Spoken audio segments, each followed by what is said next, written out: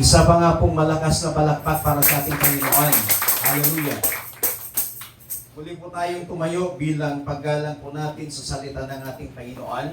Nabasa na po kanina yung ating pong teksto sa Psalm 84 verses 1 up to 7. Nais ko pong basahin muli sa New International Version.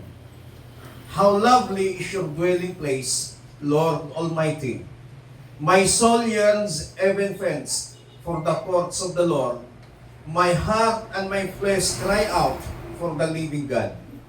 Even the sparrow has found a home, and the shallow a nest for herself, where she may have her young, a place near your altar, Lord Almighty, my King and my God.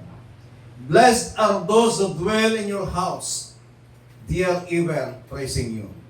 Blessed are those whose strength is in you, whose hearts are set on pilgrimage.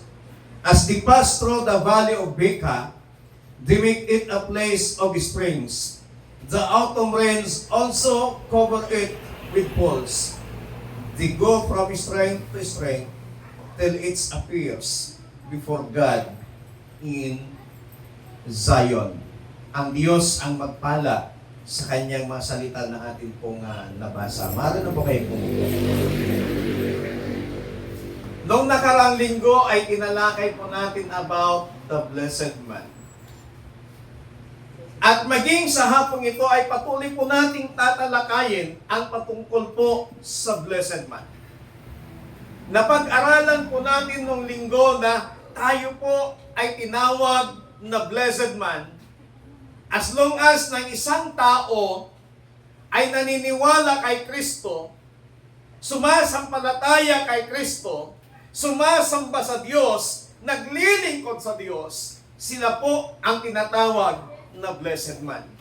Kaya nandito ka ngayon sa hapong ito, kapatid, because sumasampalataya kay Kristo, sumusunod ka kay Kristo, sumasamba ka kay Kristo, then you are a blessed man. Palakpakan natin ang Panginoon. Now, titingnan po natin ngayon the experiences, valleys of the blessed man. Ang isang blessed man ay hindi lamang puro bed of roses ang kanyang nararanasan. Para tayong naglalakbay sa isang highway na hindi lahat asfalto yung kalsada. Hindi lahat simentado yung kalsada. May mga pagkakataon na dumadaan tayo sa mga zigzag, sa mga paakyat, at dumadaan tayo sa mga rough road. Ganyan po ang ating buhay. Na bilang isang blessed man, hindi ibig sabihin na hindi ka na nakakaranas ng iba't ibang pagsubok. Hindi ka na nakakaranas ng iba't ibang problema. But as a blessed man, ang lahat ay nararanasan mo. Why? Kasi gusto ng Panginoon na ma-enjoy mo yung buhay na ibinigay niya sa bawat isa po sa atin.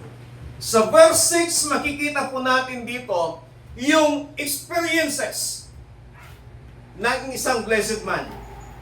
Ano pong sabi dito? As they pass through the valley of Baca, they make it a place of springs. The autumn rains also cover it with pools. Sa magandang balita Biblia, sabi niya, habang sila'y naglalakbay sa tigang na kapatagan, to yung lupay binabaha sa maagap na pag-ulan. Titingnan po natin ngayon dito yung experiences, valleys of the blessed man. The Christian life is an ongoing pilgrimage or journey na kung saan may mga valleys.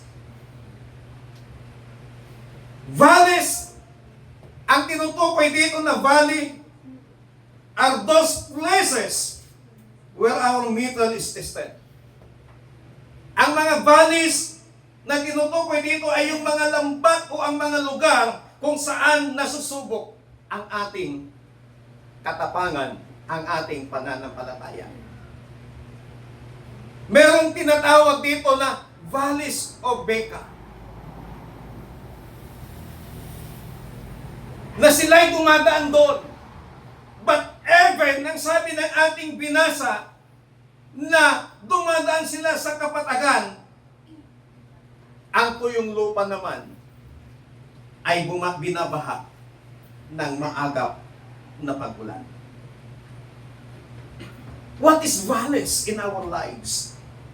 Valleys, it is the place where quitters quit and doubters doubt.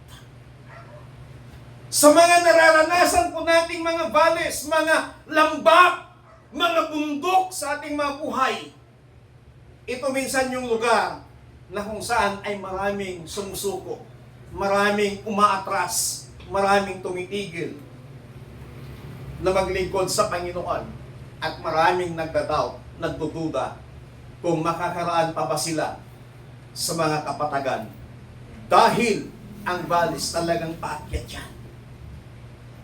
Valleys, it is the location where faith is proven. Ang kabundukan o mga lambak, ito yung lugar na kung saan ay nasusubok ang ating pananampalataya. But, hindi pa nakalimutan po natin minsan na sa tuktok ng mga lambak, makikita mo yung magagandang view. Makikita mo yung mga magagandang lugar na nilikha ng Panginoon. At sometimes, valleys ay nagiging tourist spot ng isang bayan. Hindi lahat ng valleys ay puro negative.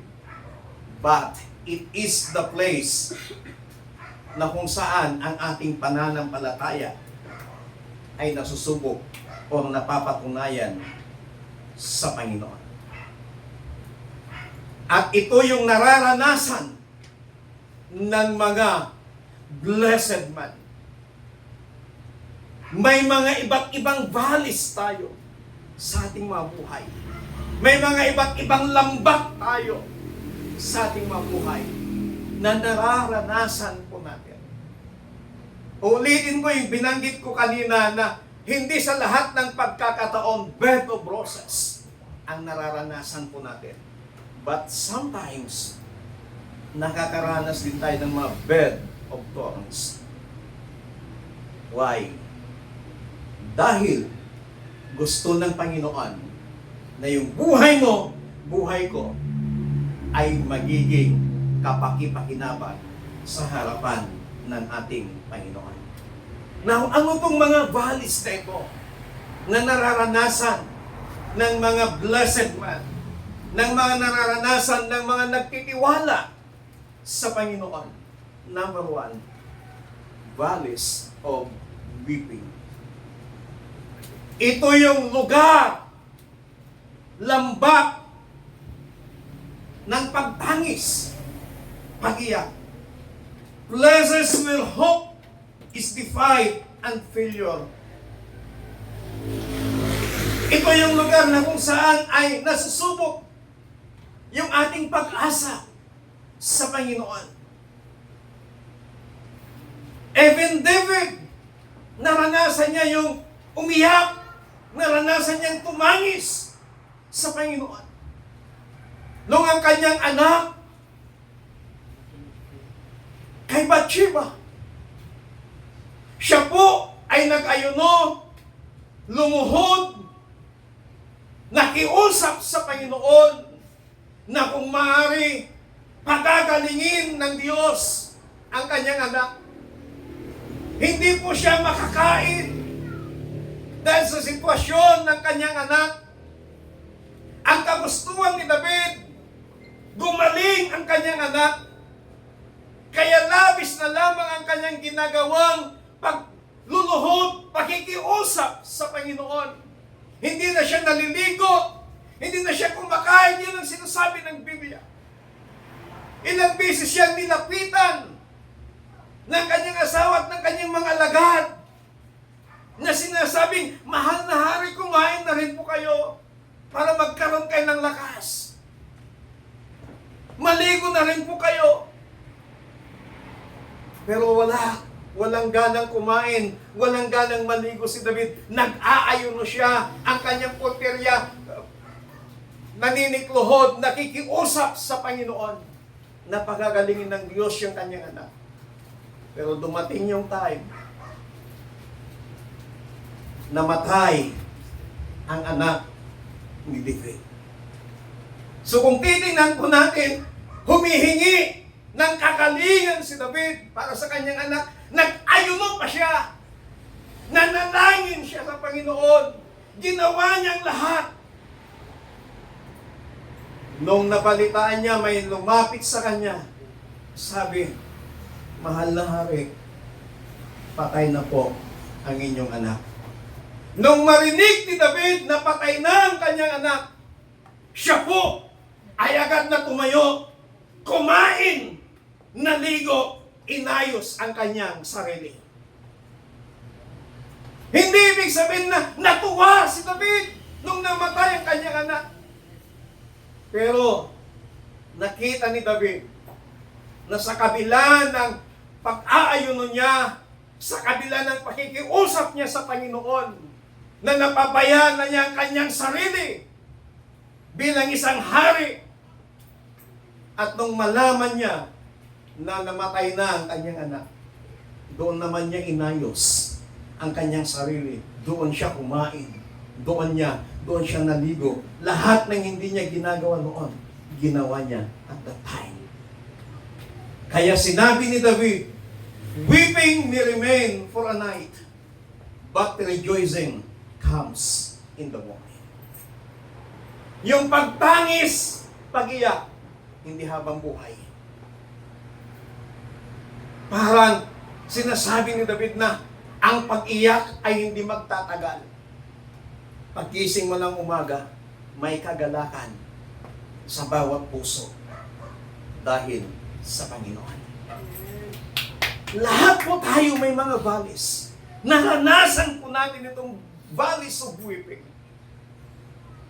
But as a Christian, as a blessed man, dito sinusubok ng Diyos yung ating pananampalataya. Huwag mong sabihin, porque tinawag kang blessed man ng salita ng Panginoon, hindi ka nadadaan sa mga valleys. But pinapadaan tayo ng Panginoon sa mga valleys. At ang pinakamasakit, pinakamahirap na valleys na nararanasan po ng bawat mananampalataya, ng bawat blessed man, ay yung mawalay ang minamahal mo sa buhay. Like but ang gusto ng Panginoon during the valleys, huwag po nating tutularan si David na pinabayaan niya yung kanyang sarili. Huwag po nating tutularan si David na wala na siyang panahon sa kanyang sarili. But during the valleys, mananalangin ka sa Panginoon na hindi mo kakalimutan din ang iyong sarili. Kasi at that time na pagkamalan na nilang baliw si David,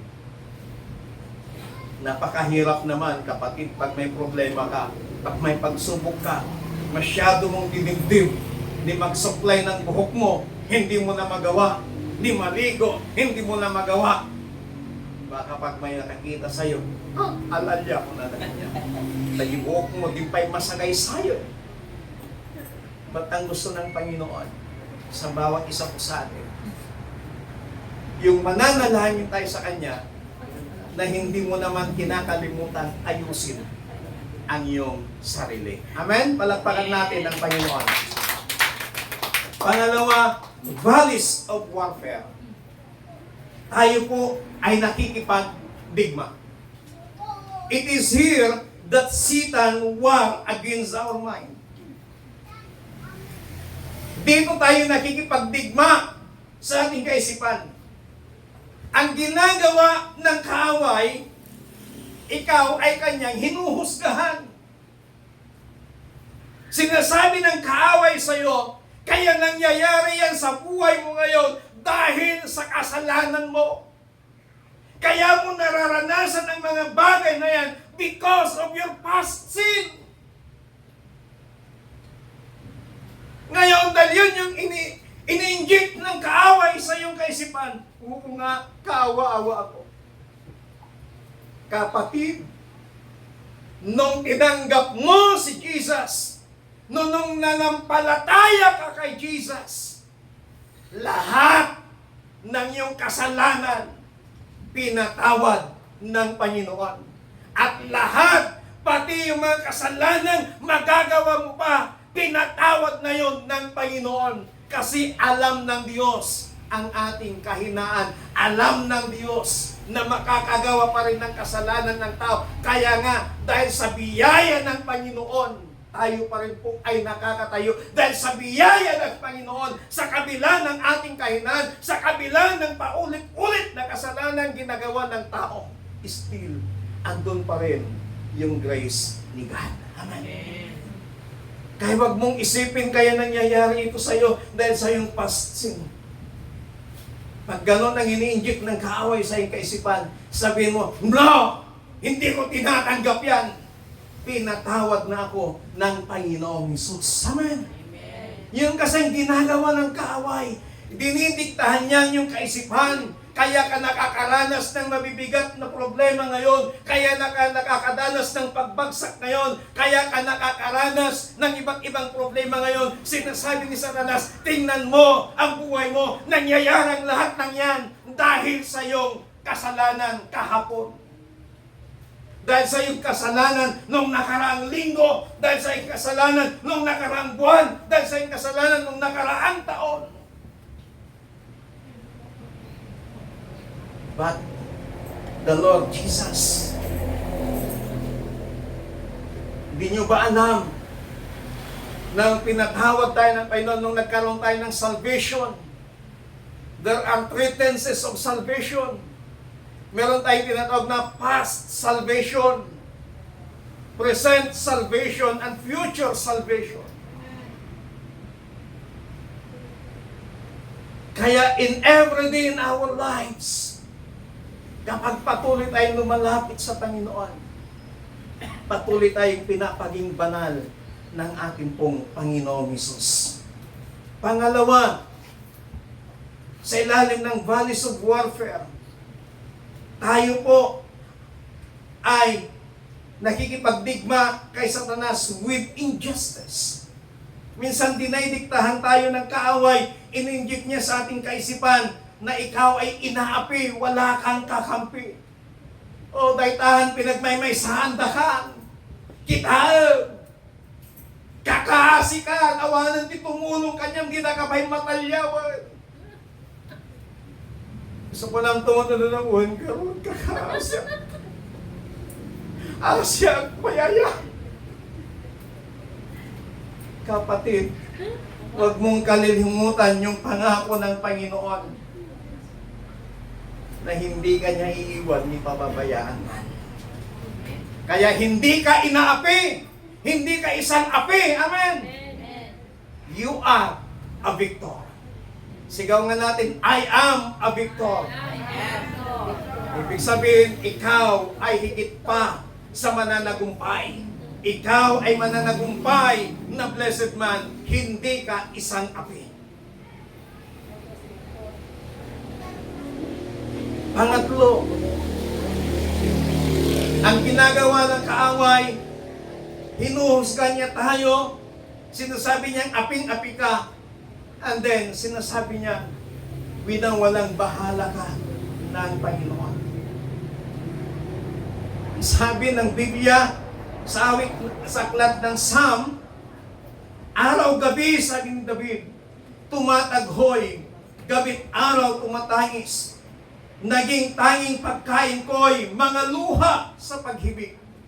Itong mga kaaway ko sa tuwin na iyong sambit, nasaan ba ang iyong Diyos? Hindi namin mamasid. May mga pagkakataon sa ating mga buhay na during our valleys, Sa panahon na meron tayong mabigat na pinagdadaanan, minsan yung ating mga kaibigan nawawala. Minsan yung ating mga inaasahan maging kakampi mo, nawawala sila.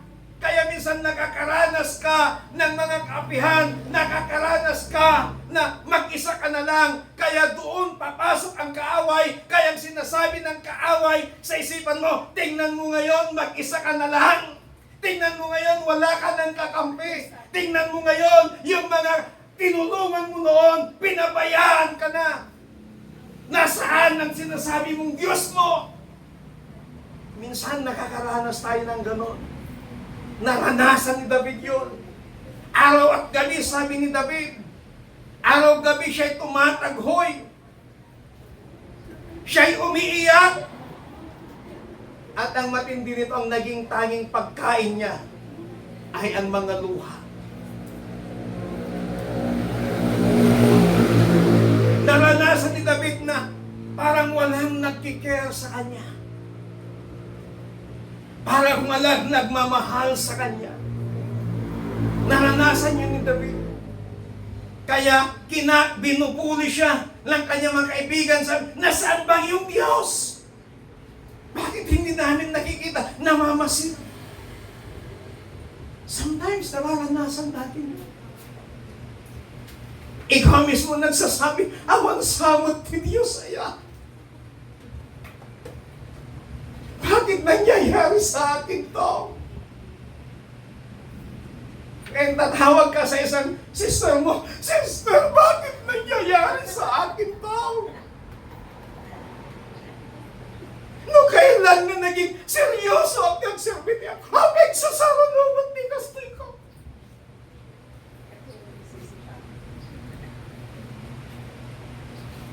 Kapatid, naranasan ni David, that is our values. Pero ang katotohanan, hindi ka winawalang bahala ng Panginoon. Ang katotohanan na sinasabi ng Panginoon, you are the apple of His eyes. Amen? Palagpakan natin ang Panginoon. Kapag sinabing, we are the apple of His eyes, napakahalaga mo sa Panginoon. Ayaw niyang malingap ang kanyang paningin sa iyo. Yung mga kabataan dito, kapag may crush sila, kinikilig, andyan pa lang si crush. Entonohan na nga makita, ayun lang, napanangnan, bes. Ayun lang. Ay, yung mata na, hana nga gusto niya yung mata niya laging nakatingin doon sa cross niya. Ganon din po ang Panginoon, yung kanyang paningin sa atin, laging nakatuon sa iyo, kaya hindi ka winawalang bahala ng Panginoon. Amen? Sabihin mo nga sa katabi mo, blessed man. Blessed man. Hindi ka winawalang bahala ng Diyos. Ulitin mo, blessed man. Ikaw ang apple of the eyes ng Diyos. Palakpakan natin ang Panginoon. Kaya lagi po natin tandaan, whatever valleys nating maranasan, huwag kang bibitaw, huwag kang titigil, huwag kang magpikwit, huwag kang susuko. Magpatuloy ka na maglingkod sa ating Panginoon. Tayo pong lahat ay tumayo.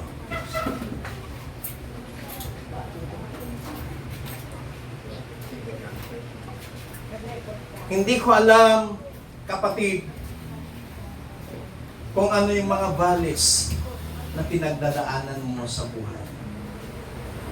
Maybe valleys of weeping,